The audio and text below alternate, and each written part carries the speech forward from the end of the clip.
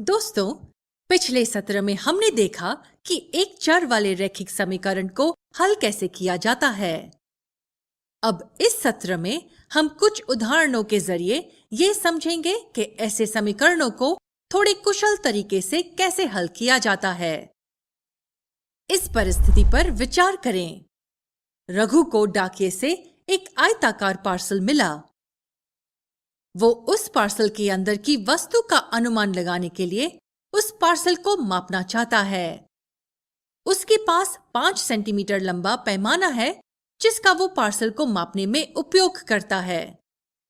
उसने पाया कि पार्सल की चौड़ाई ठीक 5 सेंटीमीटर है, पर लंबाई 5 सेंटीमीटर से थोड़ी ज्यादा है। उसका पैमाना पार्सल की लंबाई मापने के लिए अपर्याप्त है। उसने यह भी ध्यान दिया है कि पार्सल पर छोटे अक्षरों में लिखा हुआ था कि इस आयताकार आकार का क्षेत्रफल 45 वर्ग सेंटीमीटर है। अब पार्सल की लंबाई ढूंढने में आप रघु की मदद कैसे करेंगे? चलिए मिलकर उसकी मदद करते हैं।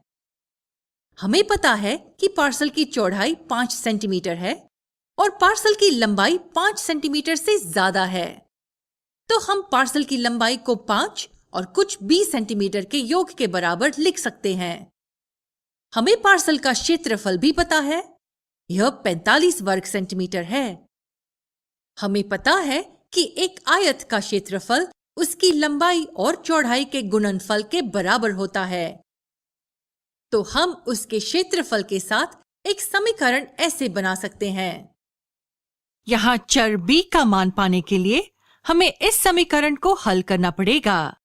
तो चलिए अपने समीकरण के साथ आगे बढ़ते हैं। हम अपने समीकरण को ऐसे विस्तृत कर सकते हैं। अब हमें बाएं पक्ष से 25 को हटाने के लिए दोनों पक्षों से 25 घटाना पड़ेगा और फिर हमें यह नया समीकरण मिलता है। पर इन कदमों को ध्यान से देखें। अपने समीकरण में दोनों पक्षों से 25 घटाने की जगह क्या हम 25 को बाएं पक्ष से सीधे दाएं पक्ष में डाल सकते हैं? हाँ, हम यह कर सकते हैं। जब हम यह करते हैं, हम पाते हैं कि यह समीकरण और दोनों पक्षों से 25 घटाने के बाद मिला समीकरण दोनों समान हैं। ध्यान देने के लिए एक जरूरी बात है कि जब हम 25 को पक्षांतर करते हैं तब हम उसका चिन्ह बदलते हैं। मतलब दाएं पक्ष में जाने के बाद 25 एक धनात्मक से ऋणात्मक संख्या बन जाती है। अब हम b के मूल्य को ढूंढने के लिए दोनों पक्षों को 5 से भाग करेंगे। जब हम यह करते हैं, हम पाते हैं कि b का मूल्य 4 के बराबर है। अब हम जानते हैं कि पार्सल की लंबाई 5 और b के योग के बराबर है। इसका मतलब है कि पार्सल की लंबाई 5 और 4 का योग यानी कि 9 के बराबर है। आइए एक और सरल सवाल को हल करते हैं। क्या आप मुझे बता सकते हैं कि हमारा पहला कदम क्या होगा? हाँ, हम ऋणात्मक 5 को दाएं पक्ष में पक्षांतर करेंगे। पर सावधान, जब हम ऋणात्मक 5 को दूसरी तरफ पक्षांतर करेंगे तब वह धनात्मक 5 बन जाएगा। इस कदम के बाद हमें x का मूल्य 15 के बराबर मिलेगा। जैसे कि आप देख सकते हैं, हमें अपना हल सिर्फ एक ही कदम में ऋणात्मक 5 को दूसरी तरफ पक्षांतर करने से मिल गया। तो यह कुशल तरीका हमें आगामी सत्रों में समीकरणों को तेजी से हल करने में मदद करेगा। तो पाठ को समाप्त करने के लिए हमने देखा कि हम संख्याओं को एक पक्ष से दूसरे पक्ष में पक्षांतर कर एक चर वाले रैखिक समीकरणों को सरलता और कुशलता से हल कर सकते हैं। पर हमेशा याद रखिए कि जब हम एक संख्या को एक पक्ष से दूसरे पक्ष में पक्षांतर करते हैं, हम उसका चिन्ह बदलते हैं। अगर एक संख्या एक पक्ष में जुड़ती है तो दूसरे पक्ष में भेजने के बाद उसे उस पक्ष में से घटाना पड़ेगा, और अगर एक संख्या एक पक्ष में से घटती है तो दूसरे पक्ष में जाने के बाद उसे उस पक्ष में जुड़ना पड़ेगा। इसका मतलब जोड़ घटाव बन जाता है और घटाव जोड़ बन जाता है। अगले वीडियो में हम एक चर वाले रैखिक समीकरणों को हल करते समय उठने वाले कुछ भ्रमों को देखेंगे।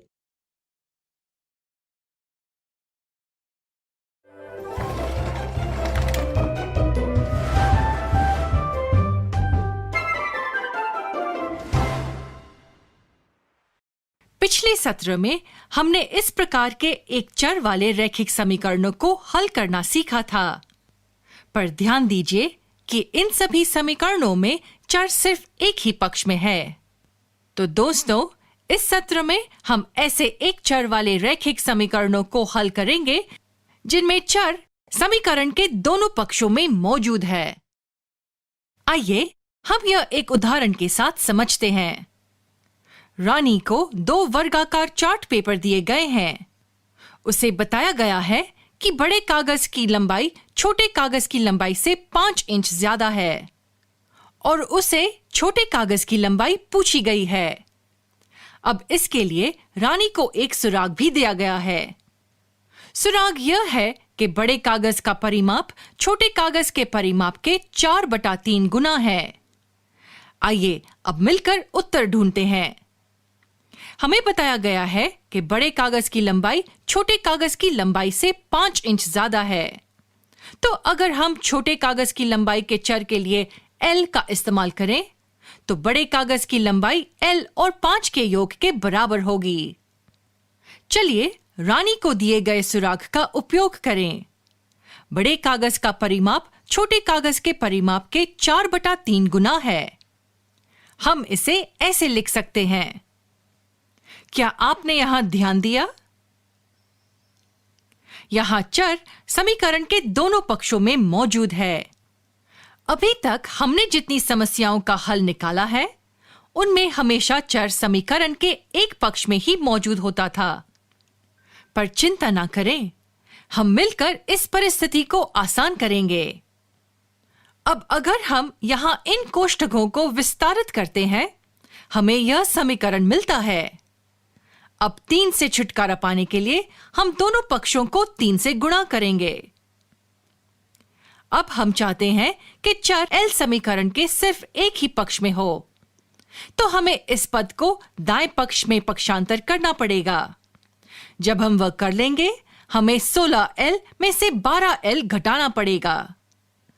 क्या हम 16L में से 12L घटा सकते हैं? हां, हम यह कर सकते हैं। दोनों पदों में समान चर है L। हमने पिछली कक्षा में पढ़ा है कि ऐसे पदों को समान पद कहा जाता है और हम समान पदों को जोड़ और घटा सकते हैं। तो हमारे समीकरण में जब हम 12L को दाएं पक्ष में ले जाते हैं, तब उसे 16L में से घटा सकते हैं क्योंकि वे समान पद हैं। अब हमें जाने पहचाने रूप का एक समीकरण मिला। आखिरकार हमें चर एक पक्ष में और अचर दूसरे पक्ष में मिला। L का मान ढूंढने के लिए चलिए दोनों पक्षों का 4 से विभाजन करते हैं। इस कदम में हमें L का मान 15 के बराबर मिला, तो छोटे कागज की लंबाई 15 इंच है। इस सत्र को हम यही समाप्त करते हैं। हमने सीखा कि एक चर वाले रैखिक समीकरण तब भी हल किए जा सकते हैं जब चर दोनों पक्षों में मौजूद हो। अगले पाठ में हम इस प्रकार के एक चर वाले रैखिक समीकरणों के कुछ और उदाहरण देखेंगे।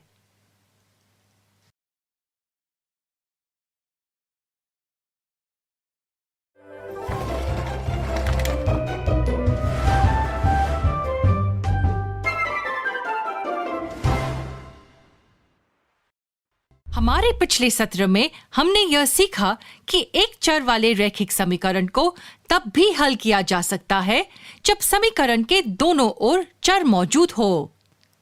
तो मित्रों, चलिए इस सत्र में एक रोचक उदाहरण देखते हैं और बेहतर तरीके से समझते हैं कि ऐसे समीकरण को कैसे हल करते हैं। रघु के पास 12 इंच की मोमबत्ती थी, जबकि रानी के पास 18 इंच की मोमबत्ती थी। उन दोनों ने अपनी अपनी मोमबत्ती प्रातःकाल 6 बजे जलाई। रघु की मोमबत्ती हर घंटे आधा इंच जली, जबकि रानी की मोमबत्ती हर घंटे 2 इंच जली। हमें यह पता लगाना है कि कितने समय बाद दोनों मोमबत्तियों की लंबाई एक समान होगी। चलिए इस समस्या को हल करना शुरू करते हैं। हमें यह बताया गया है कि रघु की मोमबत्ती 12 इंच लंबी है। वह आधा इंच प्रति घंटा की रफ्तार से जल रही है, जिसका अर्थ यह है कि 1 घंटे में वे आधा इंच जलेगी, 2 घंटे में वह 1 इंच जलेगी, 3 घंटे में वह 1.5 इंच जलेगी। इसलिए हम यह कह सकते हैं कि h घंटे में मोमबत्ती 1/2 गुना h जलेगी। शुरुआत में रघु की मोमबत्ती की लंबाई 12 इंच थी, तो हम यह कह सकते हैं कि h घंटे के बाद मोमबत्ती की लंबाई 12 घटा 1/2 गुना h इंच हो जाएगी। यही तरीका रानी की मोमबत्ती के लिए भी काम आएगा। हमें दिया गया है कि शुरुआत में रानी की मोमबत्ती की लंबाई 18 इंच थी। यह 2 इंच प्रति घंटे की रफ्तार से जल रही है, तो हम यह कह सकते हैं कि h घंटों में रानी की मोमबत्ती 2 गुना h इंच जलेगी। क्योंकि रानी की मोमबत्ती की शुरुआती लंबाई 18 इंच है, इसीलिए h घंटों के बाद रानी की मोमबत्ती की लंबाई 18 घटा 2 गुना h इंच होगी। अब हमारे पास h घंटों बाद रघु और रानी दोनों की मोमबत्तियों की लंबाई के व्यंजक है। अब हमें h का मान खोजना है, जिसके लिए दोनों की मोमबत्तियों की लंबाई समान होगी। तो इसका अर्थ यह है कि दोनों व्यंजकों का मान समान होगा। तो यह हमारा h चर में रैखिक समीकरण है, लेकिन दोबारा से समीकरण की दोनों ओर चर है। चलिए अब हम चर h के साथ वाले पदों को समीकरण के बाईं ओर लाते हैं और सारे अचरों को समीकरण के दाईं ओर लाते हैं। तो जब हम ऋणात्मक 2h की जगह बदलकर उसको बाईं ओर डाल देंगे, तो वह धनात्मक 2h हो जाएगा।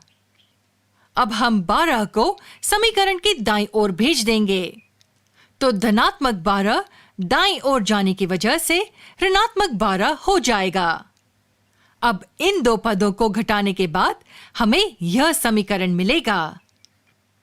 क्योंकि 3/2 h से गुणा किया है, इसलिए अब हर से 2 को हटाने के लिए हमें समीकरण के दोनों पक्षों को 2 से गुणा करना पड़ेगा। अब हम चर h के साथ वाले 3 को हटाने के लिए समीकरण के दोनों पक्षों को 3 से विभाजित करेंगे। तो हमें h का मान मिल गया है, जो है 4। इसका मतलब यह है कि 4 घंटे बाद दोनों मोमबत्तियां समान लंबाई की हो जाएंगी। क्योंकि मोमबत्तियां 6 बजे जलाई गई थी, वे दोनों 10 बजे समान लंबाई की हो जाएंगी। इस सत्र में हमने एक चर वाले रैखिक समीकरण का एक रोचक उदाहरण देखा, जहां पर चर समीकरण के दोनों ओर मौजूद था। अगले सत्र में हम इस संकल्पना से संबंधित कुछ भ्रम की ओर नजर डालेंगे।